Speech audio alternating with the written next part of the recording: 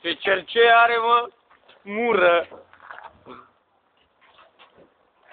Hai mă, că vine bărbatul meu, vine cu să... N-are nimic, n-are nimic, taci. Ce, mă? Ronaldinho. Alo. Stai cu minte! Oh! Ce ai, mă? Vezi că spune să stai cu minte. Stai mă liniștit, mă.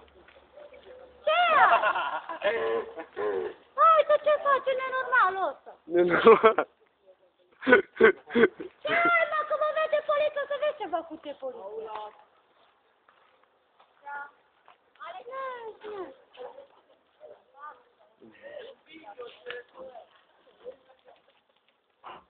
Uite, vă vede și gazei, uite acolo ce face. Gazei? Iară vă prinde. Bă, taci. Ne. Cu cot acolo.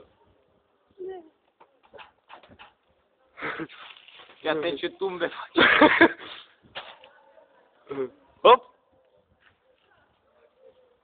Hei, hop! Aoleu. Hop! Uite câtă îi. Câtă îi! Hai, mă, uite ce vede și poliția, mă, vă vede, uite acolo, mă. Dar ce aveți, mă, de la o femeie, mă? Stai, mă, cu Mario, leacă, mai filmăm aici. Uite acolo. Salut, ce faci? Da? Filmează, pe mama de fiică.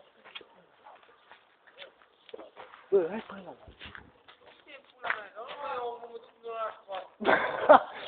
Vreau să bagă poate și în ălalt. Poate să bagă și în ălalt. Du-te, dar